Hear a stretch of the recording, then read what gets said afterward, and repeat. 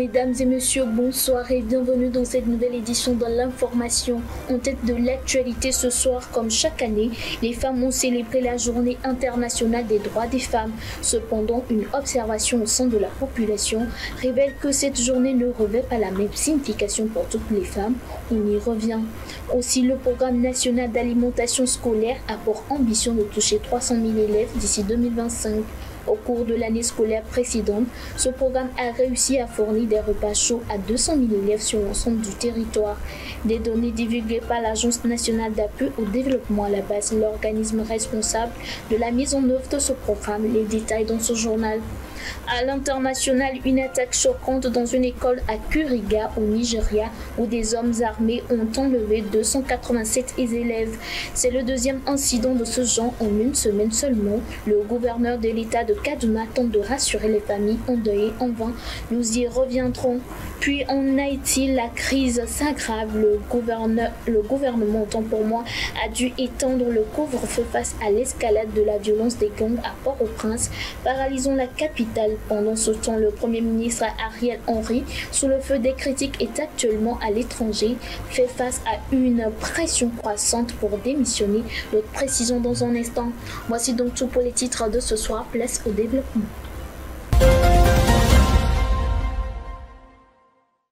Comme de coutume, chaque année, les femmes ont commémoré la journée internationale des droits de la femme.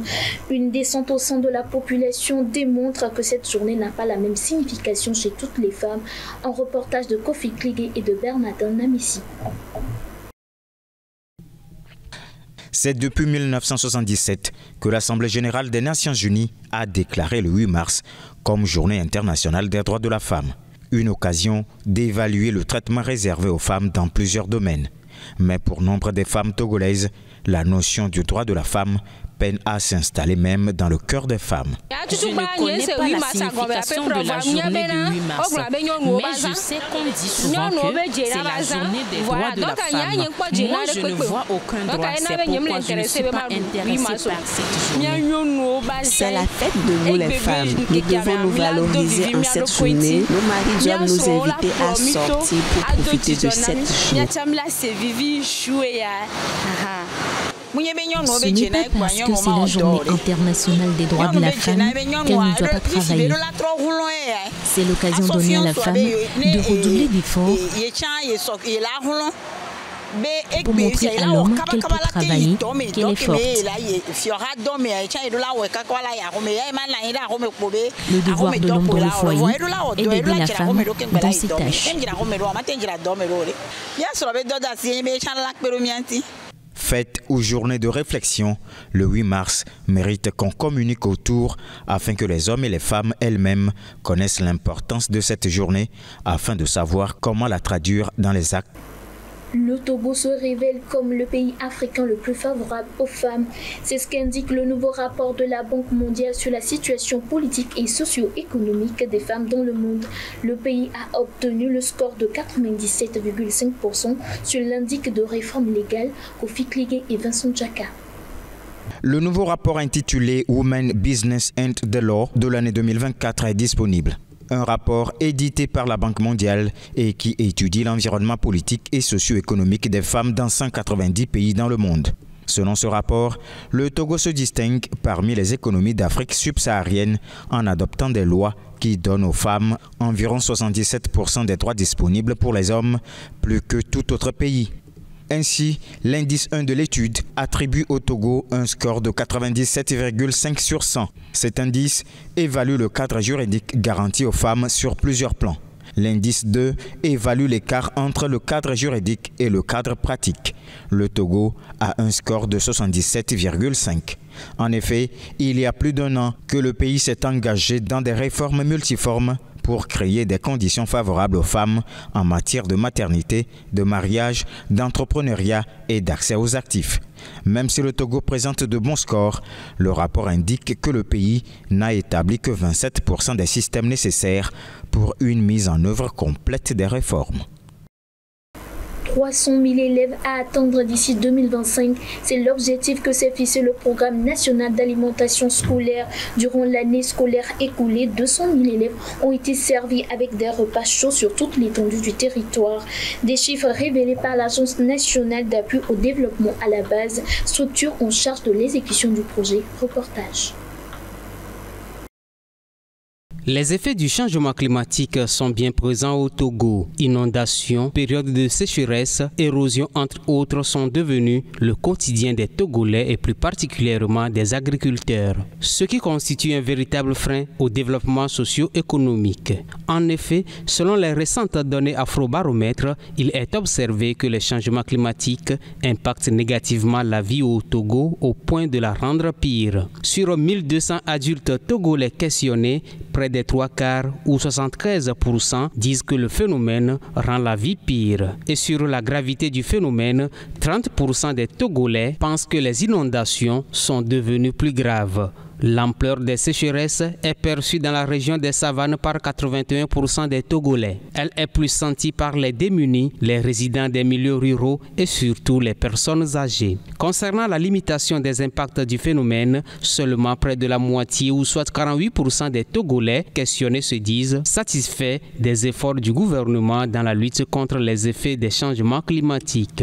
Toutefois, la majorité reconnaît que les principales causes des changements climatiques proviennent des activités humaines. Ainsi, les autorités sont donc appelées à agir dans la lutte contre le phénomène puisque les conséquences sur la vie de la population sont énormes.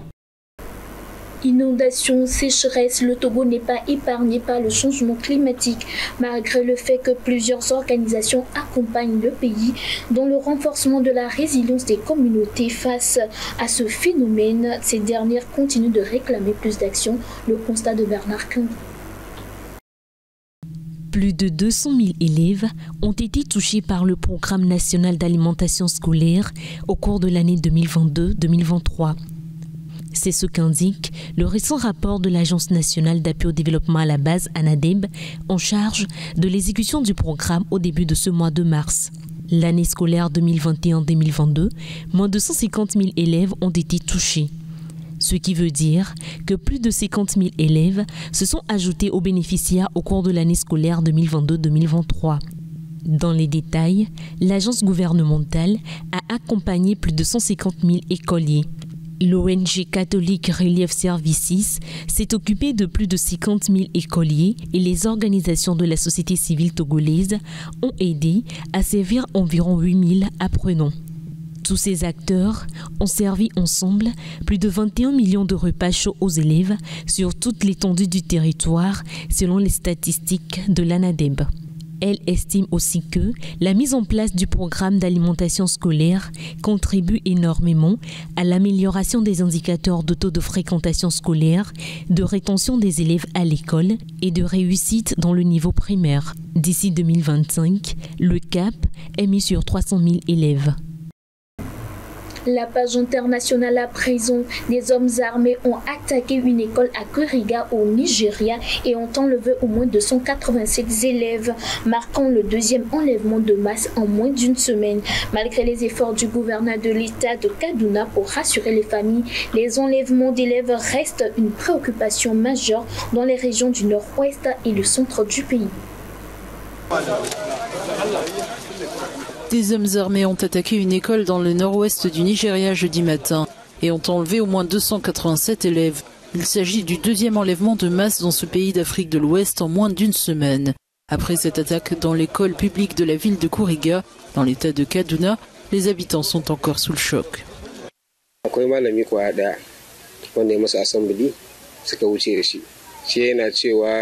Un enseignant qui dirigeait l'assemblée de l'école a été kidnappé. Il a dit qu'il ne pouvait pas s'enfuir parce que certains élèves comptaient sur lui pour les protéger. Il a été kidnappé. Un vigile a ensuite tiré en l'air pour tenter de faire fuir les hommes armés. mais il a été tué lui aussi. Les enlèvements d'élèves dans les écoles du nord du Nigeria sont fréquents et sont devenus une source de préoccupation pour les autorités. Ces dernières années, des bandes criminelles ont attaqué à plusieurs reprises des écoles, principalement dans les zones rurales. Nous avons également rencontré les parents des enfants qui ont été enlevés. Nous avons même envoyé un message fort à leur mère. Et nous leur avons fait comprendre que l'une des responsabilités les plus importantes du gouvernement est de s'assurer que nous protégeons la vie et les biens de nos citoyens. Ces dernières années, les enlèvements se sont concentrés dans les régions du nord-ouest et du centre, où des dizaines de groupes armés prennent souvent pour cible des villageois et des voyageurs en échange d'énormes rançons.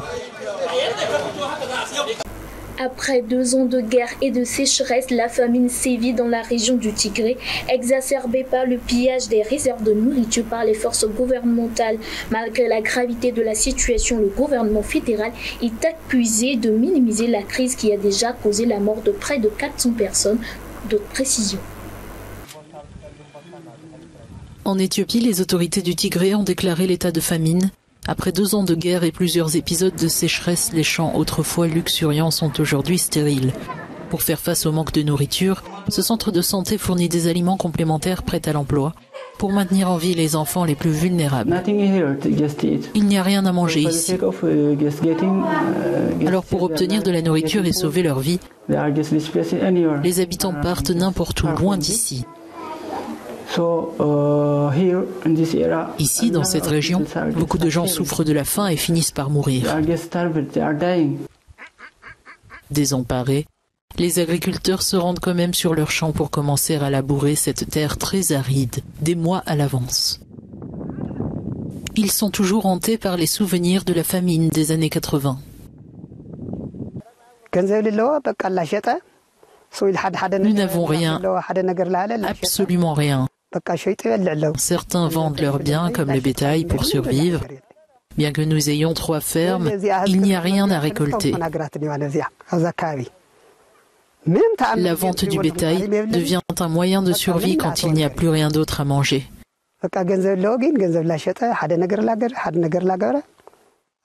Les habitants avaient fait don de céréales aux combattants tigréens avant que les forces gouvernementales ne viennent piller les réserves de céréales et voler du bétail. Pour les experts en relations internationales, ce pillage serait une tactique de guerre. Le gouvernement a en fait utilisé la nourriture comme une arme et en s'emparant de l'aide alimentaire envoyée à la région du Tigré, il a simplement cherché à appliquer ce que l'on appelle la politique de la terre brûlée. Il s'agit d'une pratique interdite par le droit humanitaire international dans la mesure où le siège d'une zone de conflit est contraire au droit humanitaire international et risque de mettre en danger la vie des civils. Les responsables tigréens accusent le gouvernement fédéral de minimiser la crise alors que le Tigré est confronté à l'une des pires famines de son histoire. Près de 400 personnes sont mortes de faim dans les régions du Tigré et de l'Amara au cours des derniers mois. Au Malawi, des femmes bénéficient du soutien du Fonds international de développement agricole des Nations Unies, malgré les défis climatiques et les normes de genre discriminatoires. Grâce à une formation aux nouvelles pratiques agricoles, elles sont devenues expertes en la matière. Suivons plutôt.